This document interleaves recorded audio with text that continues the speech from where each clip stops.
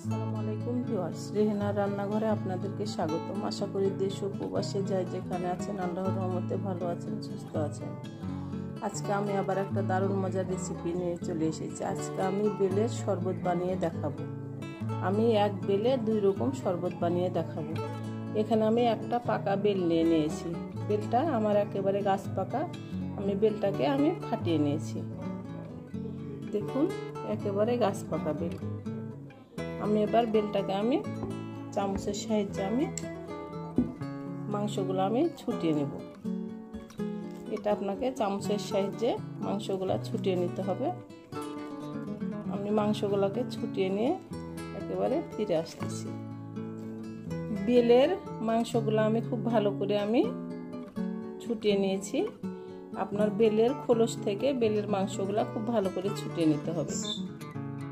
আমি এবার ফ্রিজের ঠান্ডা পানি দিয়ে বেলটাকে চটকে নেব।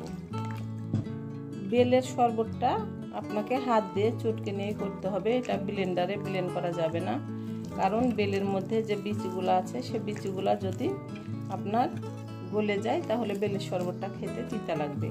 তাই আপনার যতই কষ্ট হোক আপনাকে হাত দিয়ে চটকে বেলের শরবতটা করতে হবে।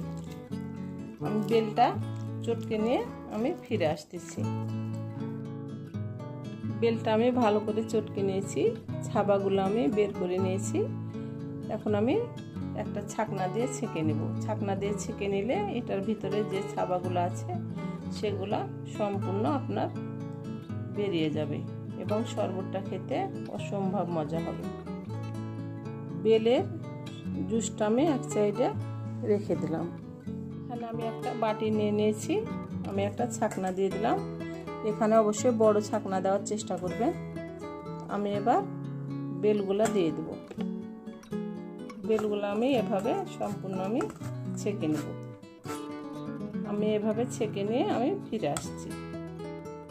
আমি ছাকনা দিয়ে সম্পূর্ণ বেলের রসটা ছেঁকে নিয়েছি। এবার দিয়ে দেব চিনি। বেলটা খুবই মিষ্টি, সেজন্য এখানে চিনি দিলাম 6 চামচ। বেলটা খুবই বড়, গোটাই বেল নিয়ে নিয়েছি। এখানে 1 বাটি জুস হয়েছে। আর আজকে 2 রকমের শরবত করে নেব। বেলের শরবতটা আপনি যখন তৈরি করবেন তখনই খাওয়ার চেষ্টা করবেন, তাহলে বেলের শরবতটা খেতে অসম্ভব মজা হবে। আমি এখানে 1 বোতল শুধু আপনার চিনি দিয়ে এখানে রেখে দিলাম। এটা আমরা কালকে ইফতারিতে খাবো। এখানে কোনো কিছু মিক্স করিনি। আপনার এক বেলের 3 রকম শরবত বানানো যায়। একটা শুধু চিনি দিয়ে, একটা দুধ দিয়ে, একটা লেবু দিয়ে। এটা আপনার নরমাল ফ্রিজে রেখে দেবো, কাল ইফতারিতে আমরা এটা খাবো। আমি এবার আর একটা শরবত বানিয়ে নেব। আমি দিয়ে দেব 1 চিমটি বিট লবণ। আমি দিয়ে দেব লেবুর রস। যেহেতু 1 গ্লাস শরবতের জন্য, সেজন্য একটা লেবুর 4 ভাগের 1 ভাগ দিয়েছি। এবার শরবতটা দিয়ে দেব। এবার ভালো করে গুলিয়ে নেব। হয়ে গেছে আমার বিট লবণ আর লেবুর রস দিয়ে একটা শরবত। আমি এবার আর একটা শরবত বানিয়ে দেখাবো। এটা এক সাইডে রেখে দেব। আমি এখানে দিয়ে দেব 1 চামচ গুঁড়ো দুধ। এবার যে চিনি দিয়ে বেলের রসটা করে রেখেছিলাম সেটা দিয়ে দেব। এবার ভালো করে গুলিয়ে নেব।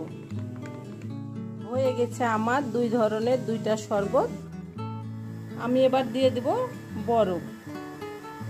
বরফটা দিলে আপনার শরবতটা খেতে অসম্ভব মজা হবে। আমি দিয়ে দিলাম বরফ। আমি এবার আপনাদেরকে পরিবেশন করে দেখাচ্ছি। হয়ে গেছে আমার পরিবেশন করা। আশা করি আমার রেসিপিটা অবশ্যই ভালো লাগবে। যদি ভালো লাগে তাহলে আমার চ্যানেলটিতে লাইক, কমেন্ট, শেয়ার করতে ভুলবেন না। বেশি বেশি করে সাবস্ক্রাইব করা অনুরোধ রইল। তাহলে আজকের মতো এখানে বিদায়। আবার অন্য কোনো রেসিপি নিয়ে আসবো। সবাই ভালো থাকবেন। আল্লাহ।